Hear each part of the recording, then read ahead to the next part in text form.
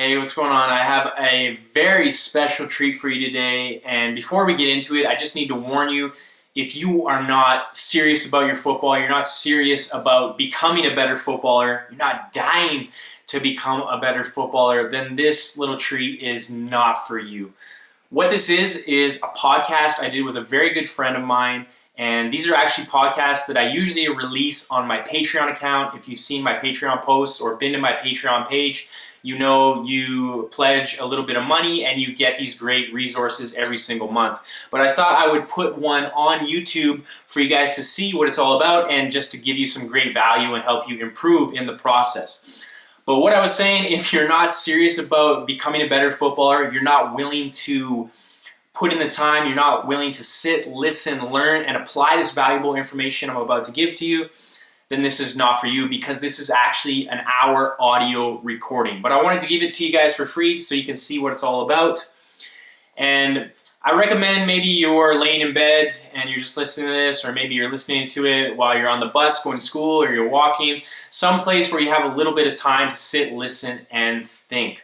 And this podcast, we talked about what makes a great player and things you can start doing right away to improve your game. So I hope you enjoy it, and I'll talk to you guys at the end of this podcast. Hey, what's going on, everybody? This is Dylan Tooby, and I'm coming at you with another progressive soccer podcast. And if you've listened to the other ones, I've just been having conversations with myself on soccer topics.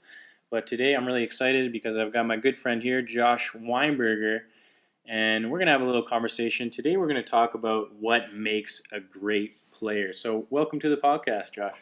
Thanks, Tubes. Thanks for having me, man. No problem. I'm really excited.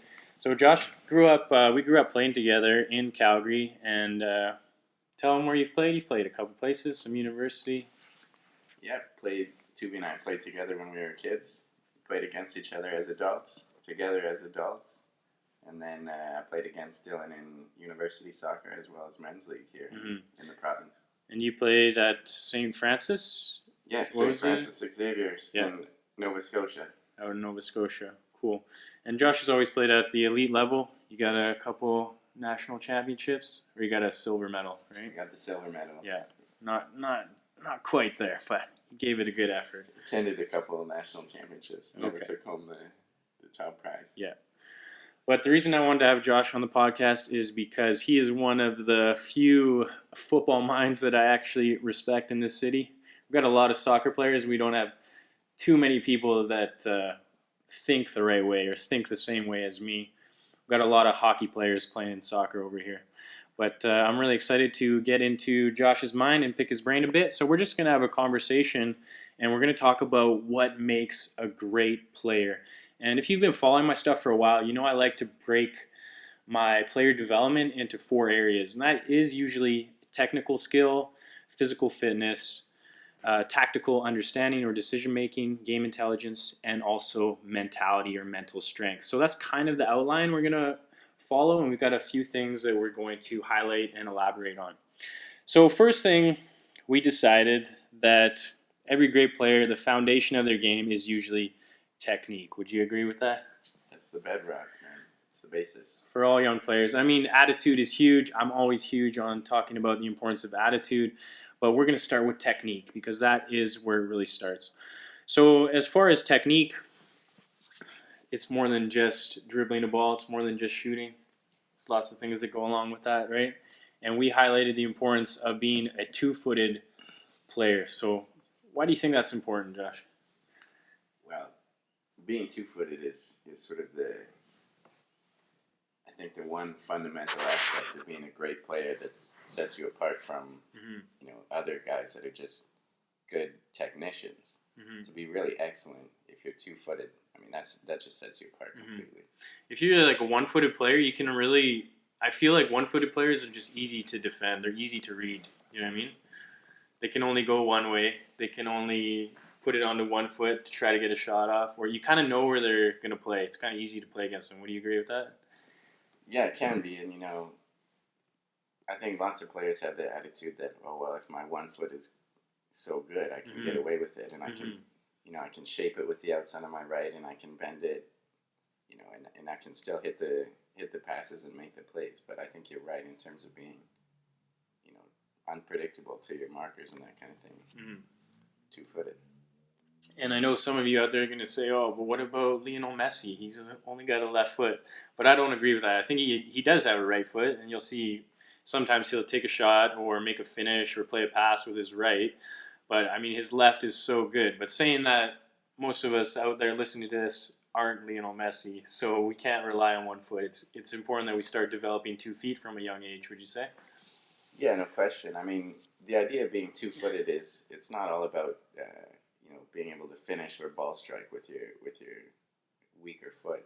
It's it's about being able to touch and manipulate the ball in both directions, bring it down out of the air and shift it to the left if you're a right footer, and being comfortable with that, being able to protect the ball on your left side. You have to have that if you're going to be a great player.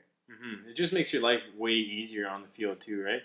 If I get stuck in a certain situation, if I only have a right foot, like, I'm going to get trapped in so many situations where if I just had that left, I'd be able to play that easy pass or make that touch out of trouble. So 2-foot is huge, and I think if you really want to be a good 2-footed player, it's so important that you start playing with both feet from a very young age. Because we play with a lot of guys who are our age, like over 25, and they still only have 1 foot. Do you see that lots? Yeah, of course. And, you can tell that when the ball sits on a certain side for a guy and they're thinking about, you can see the focus on the technique on trying to perform that skill, and it's unnatural, or it's too slow, and the ball doesn't go where they want it to go.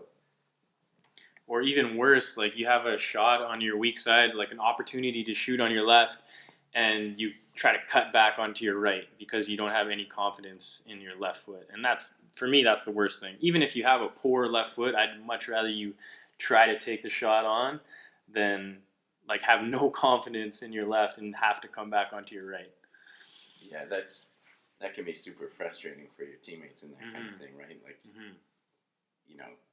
hopefully you've put in the work and you've developed your weaker foot well enough that you can take a swing at it. But that's also part of it. Part of the development is you got to be willing to try to use your weaker foot in games to perform certain techniques. You can't always be cutting it back. Mm-hmm. Exactly. Don't be afraid to make the mistake. You're going to get more value out of like trying to use your weaker foot and failing than not trying at all. And yeah, go ahead. I was going to say, I remember when we were kids, and a teammate of ours, and he used to annoy everybody because he was so focused on trying to develop his weaker foot, and he would take corner kicks and he would take free kicks with his weaker foot, and he'd be pissed because just hit it with your right, you're better. But now his left peg is better. He's a better ball striker with his left foot than his natural right side. Who are you talking about? That's Brad's. Brad's? Thomas Bradley? Yeah. Yeah, definitely one of a very very good 2-footed player. All right, so let's move on. But yeah, just before we move on, if you want to improve your weaker foot, it's just about repetitions. For myself, when I get out on the pitch, if I'm like hitting long balls with a teammate, I'm switching every time. I'm hitting left-footed, then I'm hitting right-footed. Or I'm receiving out of the air left-footed, then I'm receiving out of the air right-footed. And if you can even out those repetitions, I mean, if you think about it, how many more shots have you had on your stronger foot in your lifetime? For some of us, it may be thousands, it may be hundreds of thousands.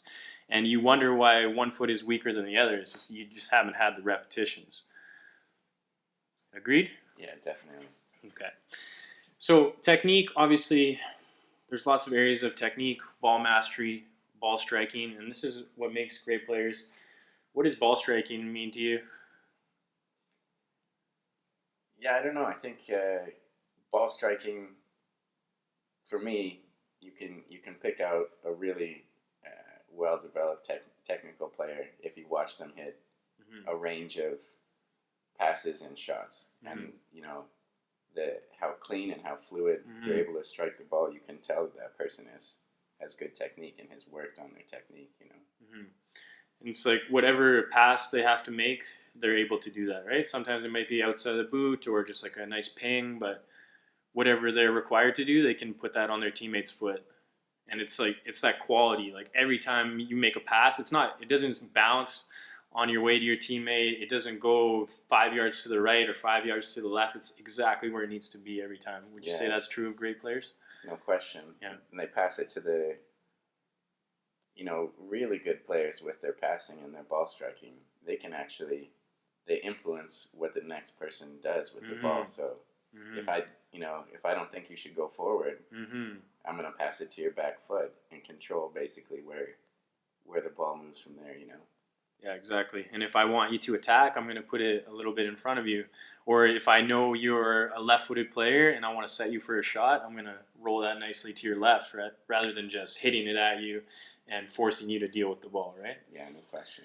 So a quality of ball striking, and ball striking is shooting, it's passing, it's through balls, it's knocking the ball and making the ball do what you want.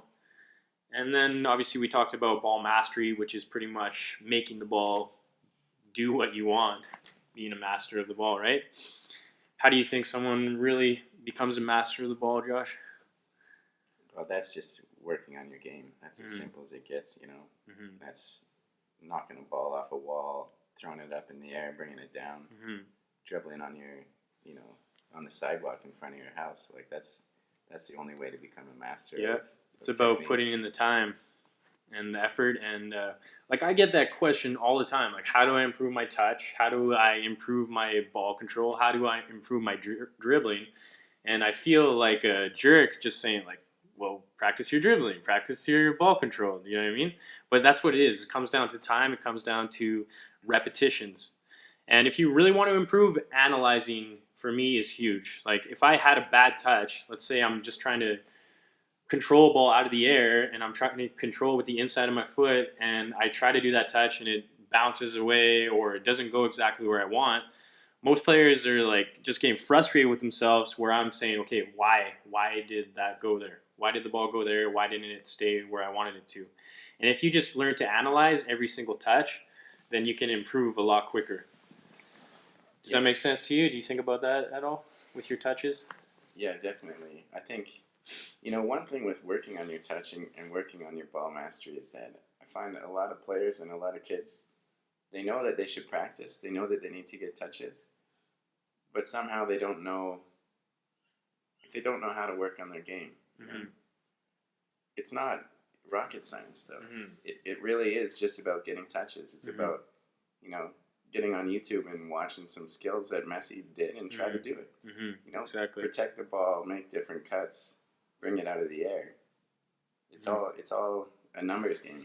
Time and touches. And it's not so much what you're doing, it's just the fact that you're doing it.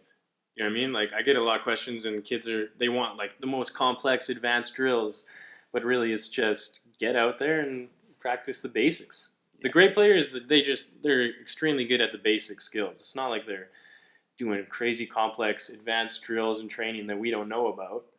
They just put in the time and they master the basics, right? Would you agree with that? Yeah, no question. And they focus on the basics. You see a lot of drills that we do in high level team setups and with great coaches and that kind of stuff. It's the same kind of drills that you do when you're a kid. It's just, a normal shooting drill. Play it in, lay it off, and rip a shot. But when a lot of players just go through the motions in these things, and you're not focused on your technique, and you're not using it as a development tool. You're not focused on trying to get better from it. And then you wonder why you still suck at shooting. Exactly. Just make the most of every opportunity.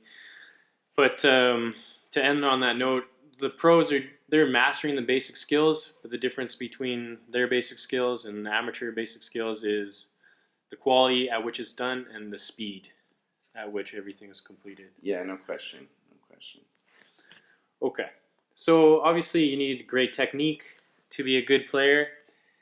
We also think athleticism or the physical side of the game is very important. And Josh thought speed was most important to start with, and obviously speed is very important. Personally, I think stamina is the first physical trait that's important in a great player. Now, I'm sure there's lots of players out there who may not have the highest stamina or may not use their stamina. We all know the lazy striker who scores all the goals and doesn't seem to run at all. but that's not every player. And most of us out there, we're not the super striker, so we need to run. And I think even if maybe you're not getting on the ball all the time, but you're still running, you're going to be more involved in the play. And for me, stamina is huge. If you can only last 30 minutes, it doesn't matter how good your skills are or what you can do on the ball. If you can't run for the whole game, you're not going to be involved in the play. You're going to let your teammates down. What do you think about stamina? Is that important to you? Yeah, no question. And hearing you explain it again, I do think that, you know, speed is important, and speed is a unique trait, and it kills. Mm-hmm. But I do think, you know, aside from working on your game and working on your touches, there's nothing you can do to bring your game up and to, you know, improve your game and alter the impact that you have on matches, like just getting fit. Mm-hmm. And being able, you know, still being able to make sprints and still being able to close guys down, you know, 10 minutes from the end of the match, the 80th minute. Exactly. Because most of us, like, start off really well, and the game in general it seems more high-paced in those first, like, 30 minutes, right? And then people start to fade out, especially if you're playing at, like, an amateur level where people don't have the fitness that they should have. And for me, it's, like, super frustrating when you're not fit, because you can't do what you want in your mind with your legs, with your feet, when you don't have that fitness. So fitness is so important for me. Let's talk about, first let's just talk about how would you get match fit. What do you think? What's your opinion? What do you do to get match fit? For me, I'm a big believer in just training real hard. You know, I'm not a big believer in long, slow runs, that kind of thing, for getting my stamina up. Yeah. It's like sprints, run up some hills. Mm-hmm. Short, high intensity. Yeah. And if you look, like, most players, they're training for, let's say they got like a tryout coming up, or they really want to get fit for a tournament, and they're going for a 30-minute or an hour jog every day. But the truth is, you're not training like a soccer player. You're training like a long-distance runner. And the two are very different. When you're on the pitch, it's short sprints, it's recovery, it's changing direction, agility, jumping, slide tackling. It's much different than just running in a straight line at a slow pace.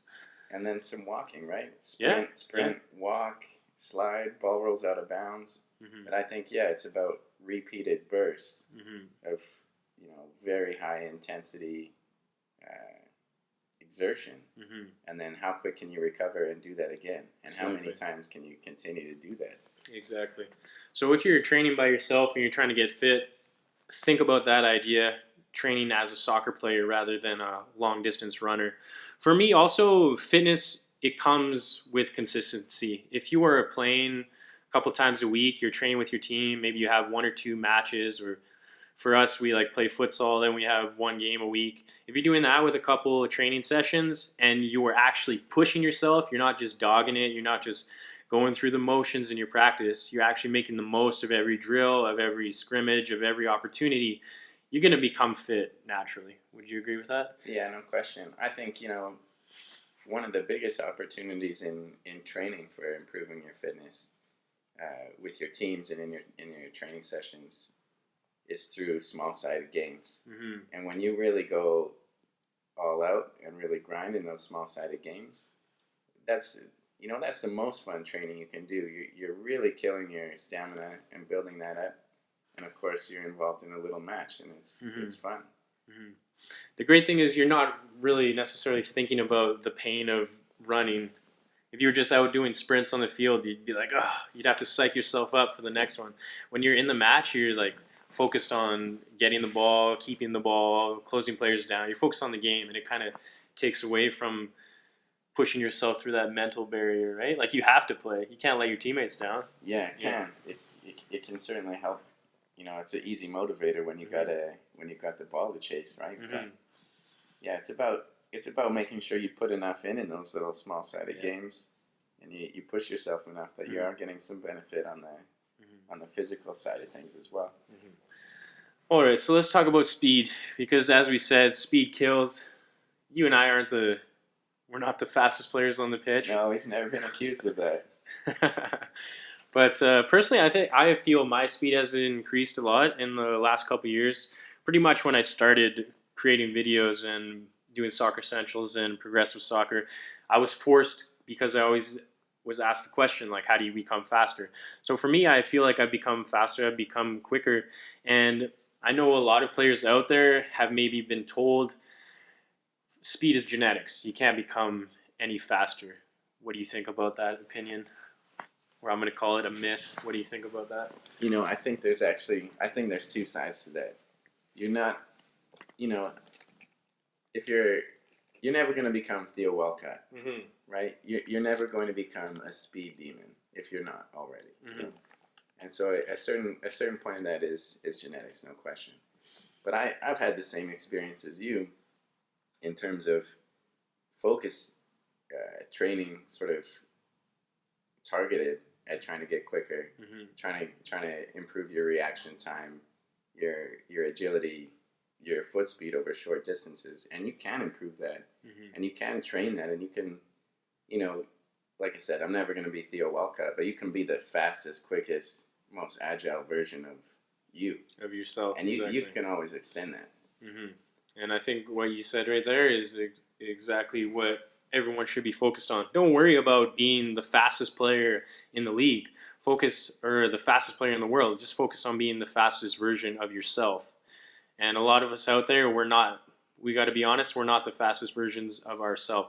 But I promise you, if you spent like a couple weeks, I feel the difference in even 1 week if I focus on, let's say, like quick footwork drills or just practicing those 40-yard sprints, you will notice a difference. So if you want to get faster, believe me, you can. And just focus on being the fastest version of yourself. Why do you think speed is so important and so dangerous? I think speed is I don't know. That's a good question.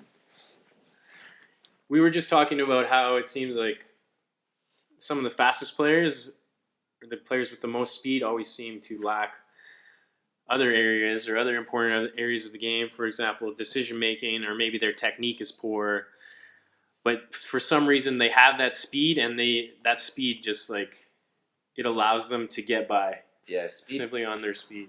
Speed for some players, speed can be sort of a negative thing because they use it almost like a cheat move, like a crutch or a cheat. Yeah. I don't have to develop other sides of my game because I know if the ball gets popped in over your head, I'm getting there first. And yeah, maybe my finishing isn't great and my dribbling's not great, but I'm fast enough that I'm going to get 3 opportunities to do that.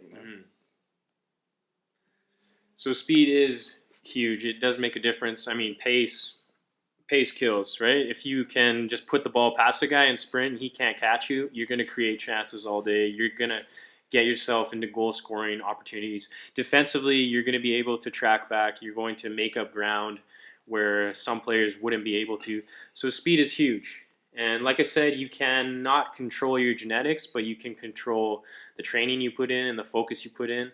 So understand the importance of speed. If you're not as fast as you want to be right now, work on it and you will get those benefits. But if you are a fast player, you do have the speed, realize that that's not everything. You need to add those other things to your game, like we've already talked about technique and other things we're going to talk about, like decision making. Speed isn't everything, but speed is huge. It makes a difference. Oh, no question. And we all know that speedy guy on our team who we just clip it over the top and he's in on a breakaway like 3 times a game. Yeah. And he misses all 3 chances. Yeah, exactly. Okay. And then also for athleticism, I mean, there's lots of other areas, but we highlighted on strength. And for me, strength, it doesn't mean like how much you can bench press or how much you can squat. It's on-field strength. For me, it's mainly like protecting the ball. It's winning your one-on-one challenges, your shoulder-to-shoulder battles. Strength is huge. What do you think about strength? Do you use strength to your advantage on the pitch? Probably not well enough. Not well enough, yeah, for being honest? Well enough. Yeah, for being honest. You're a big, strong guy? I think what you're right about strength. It's an on-field thing and how you use your body and that kind of thing. And I know some guys that are, small, compact little players that really use their hips and their legs and their body well to, step into guys, shield the ball, protect the ball, and you wouldn't pick them out as looking like strong dudes otherwise. Mm-hmm. Yeah, and I think, I mean, like we can talk about Messi, smallest guy on the pitch, but the guy doesn't get knocked off the ball unless you foul him, right? He's incredibly strong. It's that lower center of gravity, and it's like, it's also the attitude and the mentality. Like a lot of us, like you're saying yourself, you should use your strength more. Being strong enough and actually using your strength in the right situations are two totally different things. Yeah, I think it was a real funny example of athleticism and the role it plays in the game. If you look at a team like Barcelona, or the Spanish national team, 2008 to a couple years ago type of period. Whole team of midfielders. And they're all, you think, oh, they're all tiny. None of them are really speedy. 5'4". There's no athletes there. But those guys, incredibly quick, incredibly strong on the ball. And, they pair that strength on the ball with perfect technique. So they're always protecting the ball. They always have their leg and their hip between you and the ball, and they're cutting it, and, amazing athletes. And I think that's like a skill that isn't taught enough, is actually using your body. So it doesn't matter, even if you're a weakling, you can still get your body in the way. You can still like put whatever you have on the line. Put your butt into the guy, use your arms a bit, get your leg, like you said, those little Barcelona, those little Spanish players do so well. It's about using your body and using whatever strength you have. So strength is important, but you don't have to become like a power lifter to be effective on the field, right? No, I think that's, especially as young developing players, that's, if there is something here, if you're creating a hierarchy of sort of skills of athleticism and technique and that type of thing to work on, I think you'd be wasting your time doing squats all day trying to become a better soccer player. And you'd be way better suited to do hill sprints and technique stuff than trying to get your bench and your squat up. We're not saying you shouldn't lift weights. You shouldn't like increase your squat to become stronger and build more powerful legs. But we're saying there's other things that you may want to focus on more. Correct? Yeah, I mean those will help you progress and make a jump to the next level. But those are also, if you don't have the foundation, you don't have the the fundamental stamina and the fundamental techniques, then those won't help you that much. Good stuff. Okay, so to wrap up athleticism, obviously you got to be fit enough. If you're not fit enough, you're just cheating yourself, and you're responsible for your fitness. So if you can't last 90, if you can't do what you want on the field, for me it's like so frustrating to play when you're not fit, because you're only a shadow of yourself. So make sure that you have your real match fitness. If you're not playing consistently and making the most out of training, then you're going to have to do some extra stuff on your own. Speed, so important. Speed kills, and don't worry about being the fastest player in the world. Just worry about being the fastest player or the fastest version of yourself. And strength, obviously work to become stronger, but just use your body. And it's about the mentality as well, right? Like, I'm not going to let this guy beat me off the ball. I'm not going to let him push me off the ball. Even if he's stronger than me, I'm going to like battle with everything I have. And sometimes I go up against like guys who I think are stronger than me, but I just put an unexpected shoulder like into them and knock them off the ball because they're not expecting it, or they weren't willing to fight for it as much as I would. So strength is about using your body, but it's also about kind of your mentality. True? Agreed. Perfect segue. Into what? Mentality. Mentality? Okay. Because we were going to talk decision making, but let's just jump to mentality, because that is a nice segue. Oh, yeah. And then we'll go straight into what we kind of talked about there: winning attitude, hard worker. So, do you want to start on that? What does that mean, winning attitude? Like, a great player has a winning attitude. What does that kind of look like when he's on the pitch, or maybe when he's on the training ground? Just every time he steps on the field. I think, a truly great player, if I think it's sort of the best guys that I've played with, they're the type of dude in any session, in any game, in any 1v1 battle, they have this idea, this mentality, this attitude, the way they play, that like they're beating you. And I think you have to have that to be a really good player. You have to have this idea that if coach were to put me and this guy in a 10x10 box and toss the ball in there, like, I'm winning.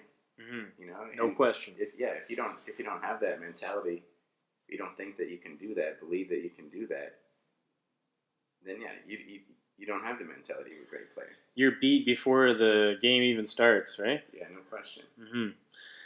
So yeah, for me, like maybe and sometimes like people get pissed off with me, but that's because they don't have the same mentality with me. Let's say like I went to play drop in soccer, like I'm playing against some guys that maybe aren't the highest quality, but I'm like pressing them, I'm like all over them, I'm not giving them a second to breathe, and they're like, "Whoa, what's going on, man? Calm down here." And I'm like, "Nah, like I'm not here for you, I'm here for me. I'm here to win regardless." And I think a lot of players out there, they're in practice and it doesn't really matter if they do well in that drill, or it doesn't really matter if their team wins that scrimmage, or realistically in a game, if they lose, they don't really care. They're going to go on with their day, and that doesn't really mean anything to them. For the winner, the true great player with that winning mentality, every drill they have to win. Every scrimmage and practice they have to win. If their teammates are letting them down, they're going to get frustrated, and they're gonna express that, right?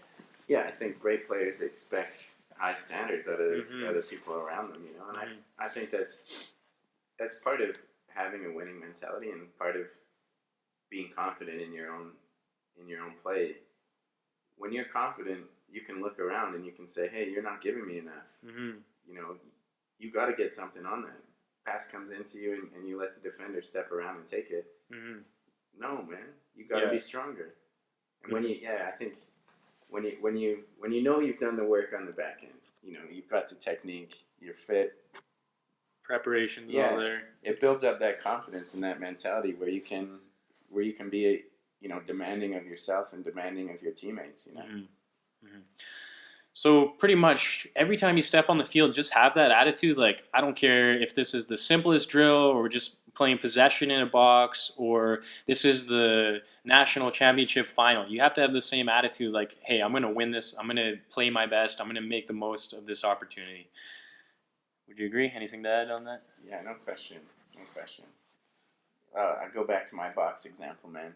You gotta think that, you know, put me 1v1 against anyone here, and I'm, you know, if I'm not winning, like nobody won, you know. Exactly. If I'm not winning, I'm at least gonna die trying. And sorry, I'm probably gonna break your legs in the process.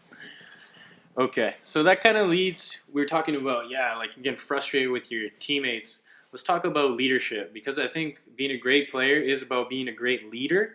And a lot of us, when we think about leadership or being a leader, we're thinking about like you're wearing the captain's armband, you're giving the team talk, and you're communicating through the whole game. And if you are doing that, that's fantastic. But some players lead in different ways. And if we're not leading through communication, we're leading through example. What do you think that looks like on the field, leading by example? I think you're right, though. I think a lot of young players get this idea that being a leader is about wearing the captain's armband and, you know, being the guy that takes the coin toss. But yeah, I think leadership comes across in everything you do, you know, before the games, outside of the games. You know, you're the guy that's getting in, grinding through training, helping guys out, picking people up, demanding more when they need more. And yeah, I mean, it's not always about just being the guy who's out there shouting at people and that kind of thing. I think lots of times great leaders is not someone that you would consider as the captain, but they just do the right things, you know. You kind of like infect people with your attitude and your behavior on the pitch. Like if we're playing together and I see you like closing guys down, going hard into tackles, pressing, like pumping your teammates up, like it's impossible for me to not do the same. It's impossible for that not to rub off on me and be like, yeah, like this guy's. I want to do what he's doing. I want to do this for the team, just like Josh is doing.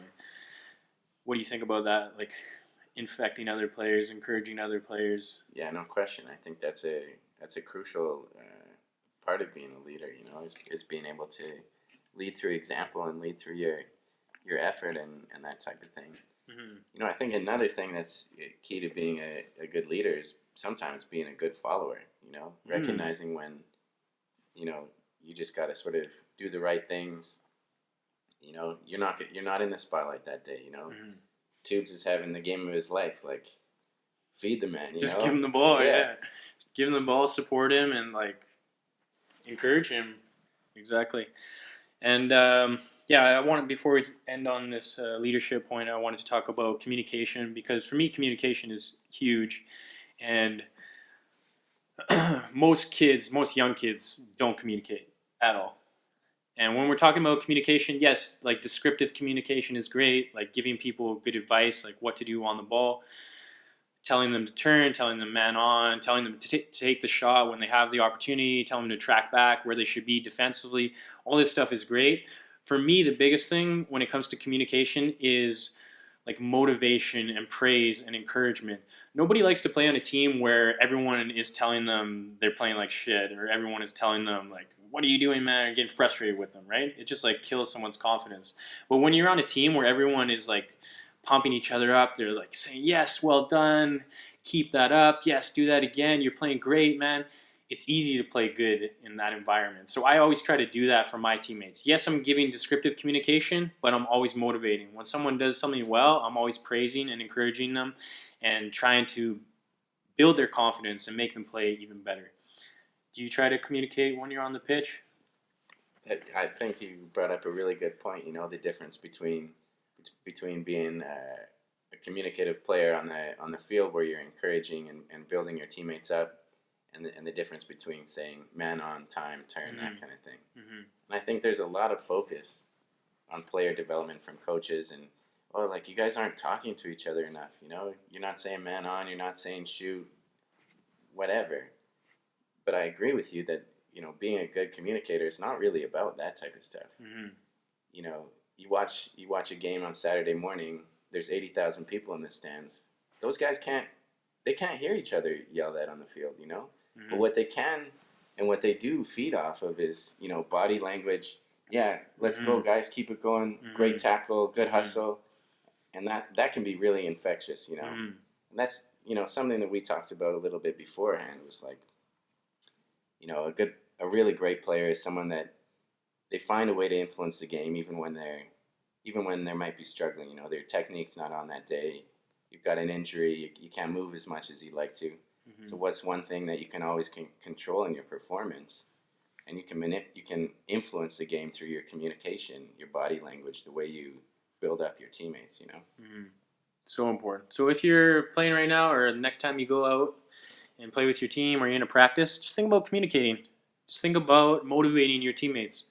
Because like I said, and we all know, we've played with players, maybe they're like great players, but they're always getting down on their teammates. You know what I mean? They're always like, their teammate makes a mistake and they're like swearing at them, they're yelling at them, they're pointing their fingers at them, they're blaming them. And like, how do you expect that player to play better? And I know that's kind of like the old like English hardened mentality, like, come on, mate, get your shit together type of thing. But personally, I don't think that will get more out of the player as trying to bring them up rather than putting them down. Yeah, that can be toxic. You know, on that same point, I think part of that is how you take that as a player as well. That's true. And that's, I mean, if someone's talking down to you, you need to find the value in that and like take that in the right way. Don't get defensive. Take it as information. Maybe he didn't come across in the right way of giving me that information, but it's my responsibility to not take it too personally and get on with the game. Yeah, exactly. Yeah, you gotta, you know, the example I used before, you let the defender step around you and nick the ball off you, and one of your teammates says, hey, you gotta do better. You know, you gotta take that on as information. Yeah, I do have to do better. And if your first reaction is to snipe back, oh, well, you played it to my wrong foot, or you passed it too slow. You know, you're missing opportunities to learn, but also you're sort of infecting the team with a bad mentality when you do that. Exactly. So don't be defensive. If someone gives you advice, they're only trying to help you. They only want you to do better. Maybe they didn't say that in the best way, but you got to understand that they don't want you to get upset. They're not trying to put you down. They just want you to play better. So it's in your best interest to not get defensive and just take it as information and add it to your game. All right. So let's talk about being a hard worker. I talk about work ethic. I talk about work rate so much because it's so important. We all know the nice technical player who's got all the skills in the world, but they're not willing to track back, or they're not willing to get stuck into their tackles, or they just let people go by them. It's frustrating, isn't it? You see a guy with tons of talent, and you know if he just like worked a little bit harder, he could do so much more for his team. He could do so much more for his career. Yeah, the truth is that there's almost no players in the world that get away with only being one-sided, only playing offense, only trying when you're in possession. Unless you're Zlatan Ibrahimovic and can score whenever you have the ball. But even still, like he seems lazy, but he's still putting in work, right? He puts in work, yeah. He's putting in work to get in the box. He's making those runs. He closes guys down sometimes. I think his teammates are just afraid to ask him to work, man. Like us. But the thing is, like, if you have that, most of us don't have that incredible quality that we can just change the game whenever we have the ball, and people will look past the point that we're not working hard enough. Most of us don't have that. And if we can just add that work rate to our game, it's going to make our performances better. It's going to make our total game. We're just going to be a better player, right? Work rate is huge. Yeah, no question. And you know, the way that the game has gone today, it's so much. There's so many opportunities that come from transitions from, attack to defense.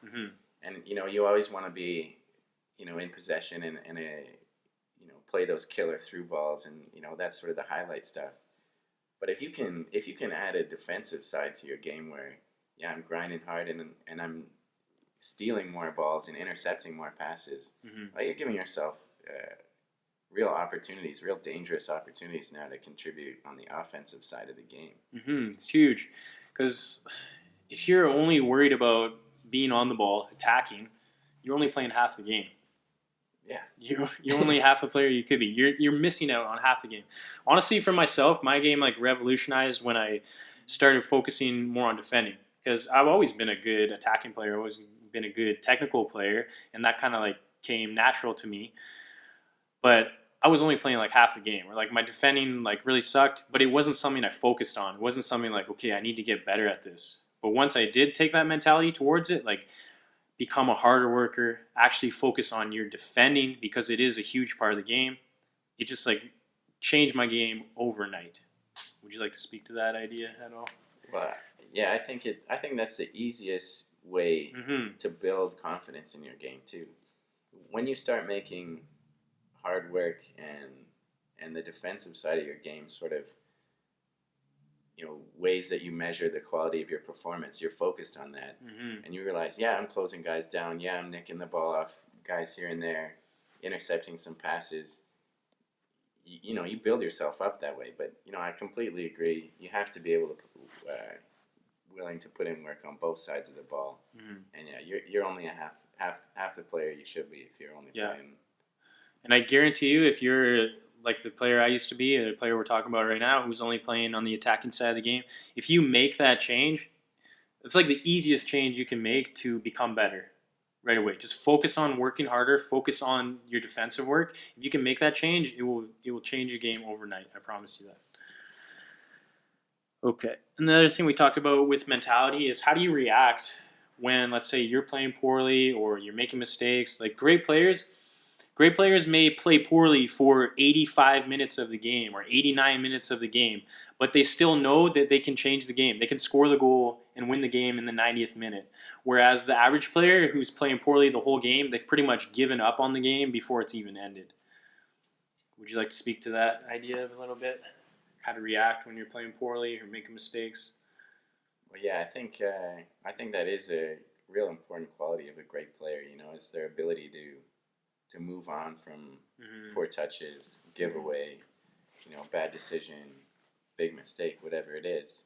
Because, they have the confidence in their game that they can turn it around. But, I've seen this happen to lots of players where, one thing goes wrong, head goes down a bit. Another thing goes wrong, shoulders are down. Yeah. And pretty soon you can tell their head's completely gone. And you don't realize, it's a 90-minute game. You're going to get a lot more touches on the ball. And maybe your touch isn't on that day, but we've talked about a lot of other things here, a lot of other aspects of the game that a great player has. Things that are in your control now, your stamina, how hard you're working, Mm-hmm. Your communication, Exactly. the tactical side of the game, all these things that you can continue to control and influence when certain aspects of your performance are not on point. Totally. And for me, the easiest thing you can do, let's say like maybe I'm playing really poorly, or my touch isn't on today, or I'm giving the ball away way too often, just work hard. Like chase that ball down, win it back for your team, and pass it off. Play simple, play your way back into the game. Like most players, like you just said, their body language is horrible, right? Their shoulders are down, their head's down, they're not running around the field. Just think about how you're playing when you're like super confident and like you scored 2 goals and you're on the ball all game. You're like active, you're all over the pitch.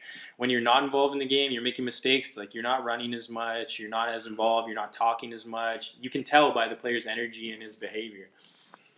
So if you are playing poorly, my biggest piece of advice was just work yourself into the game. Work hard, chase that ball down, win it back for your team, and then play simple. Play those simple passes and start building up your confidence. Yeah, no question.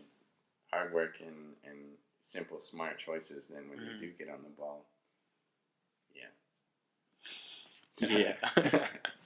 Okay, so that's a lot of stuff. And then we kind of just ended on the importance of making an impact on the game. So obviously different positions are going to a great player is different in different positions. For example, if you're a goalkeeper, you got to keep the ball out of the net. You got to make those stops when shots are taken. You have to organize your team. You have to lead from the back. A great defender has to make tackles. You have to help keep a clean sheet. You have to win balls in the air. A great midfielder or a great playmaker in midfield has to control the tempo of the game. You have to keep possession of the ball. You have to make those outlet passes. You need to switch the play. You need quality in your passes. You can't give away the ball very often as a midfielder. As a striker or a winger, you got to score goals, you got to create chances. So it doesn't matter if you have all these things we talked about, technique, physical fitness or athleticism, good decision making, a strong mentality, none of that stuff matters if you can't make an impact on the game.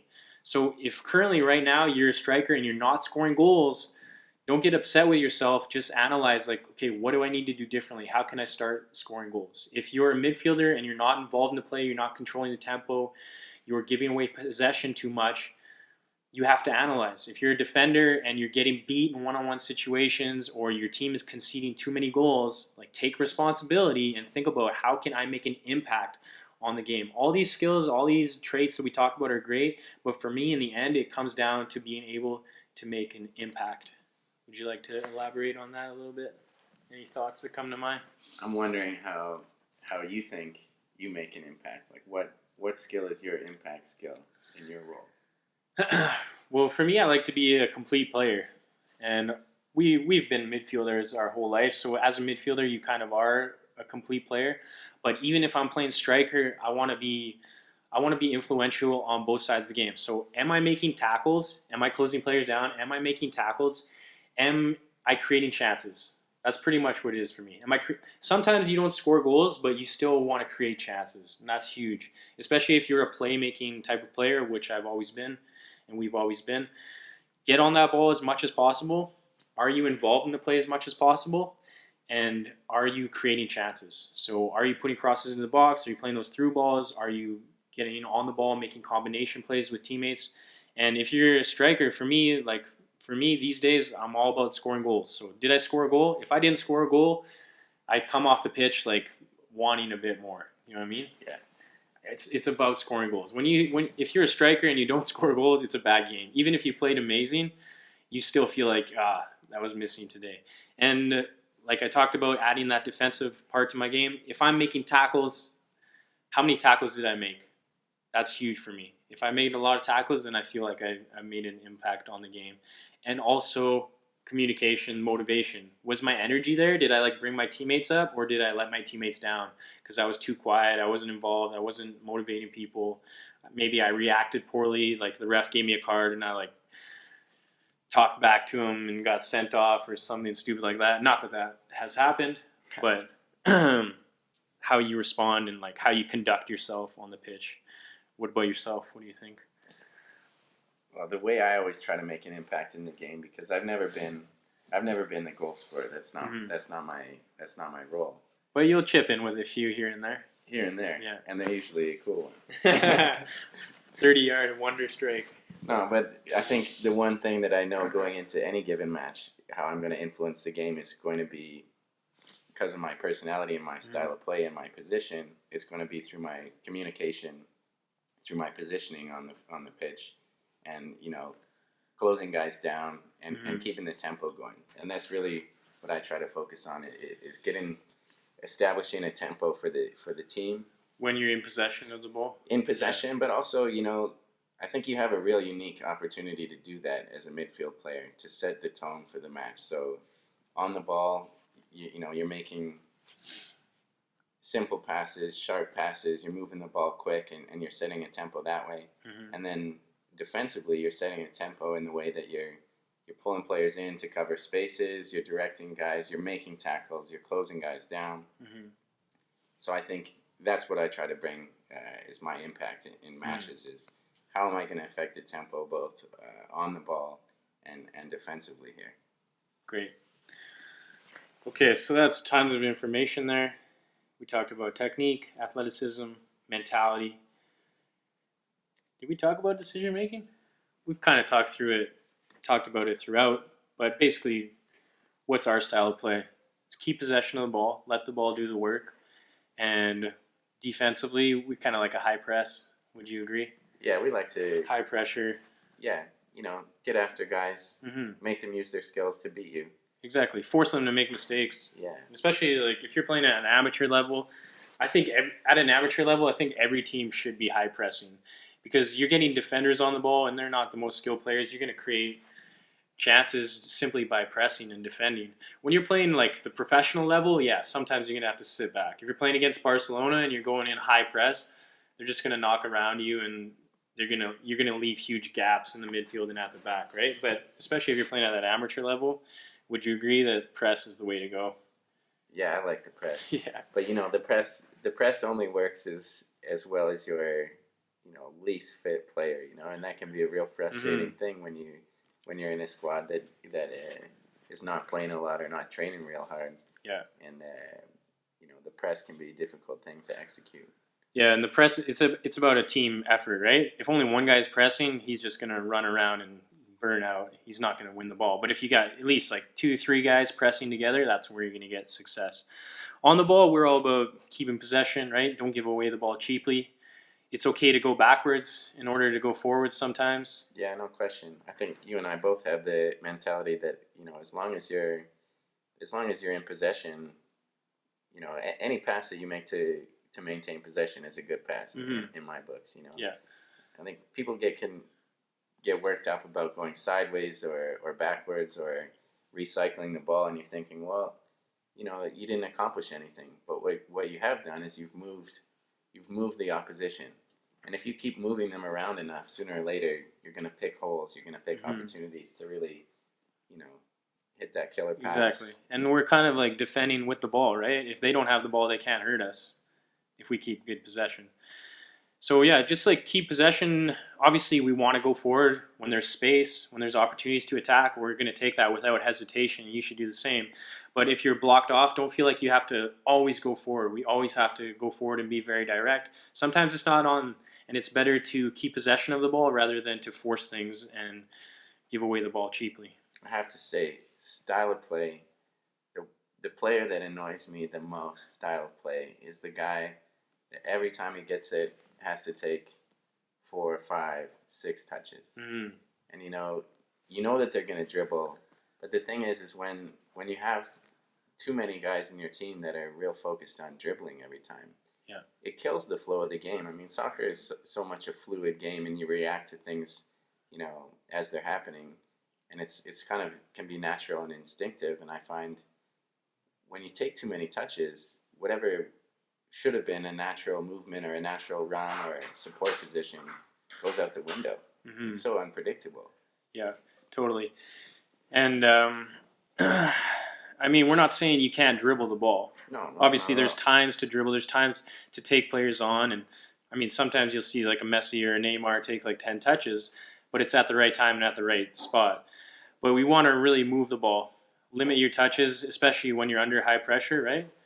But when you do have that space, yes, it's okay. I always say it's okay to take touches, it's okay to dribble as long as there's purpose. The worst thing is when you pass it to a guy and he takes 10 touches and goes nowhere. It just stays on the spot, right? Yeah. It's the worst thing. Anyways, that's a lot of information and give you guys a lot of things to think about. But if you want to be a great player, this is a great audio or a great podcast to listen to a couple times and take a few gems from and add them to your game. So thank you so much, Josh, for taking the time and talking with us today. I hope you enjoyed your time. Thanks for having me on the pod too. It was lots of fun. Cool. And if you guys liked Josh, let's get some feedback, leave some comments, send me some messages. If you want to have him back, we can talk about a different topic in the future. So thank you so much for listening, and I'll talk to you guys real soon. I hope you enjoyed that podcast with my friend Josh. I hope you found some valuable information, tips, and ideas in that podcast. And remember, if you want to get podcasts like this every single month and other great rewards like this every single month, just go to my Patreon page and sign up. I'll put a link right here. I'll also put a link, the first link in the description of this video. So thank you so much for watching, listening. I hope it helped you. I hope it motivated you, inspired you, and gave you some great ideas. And I'll talk to you guys real soon.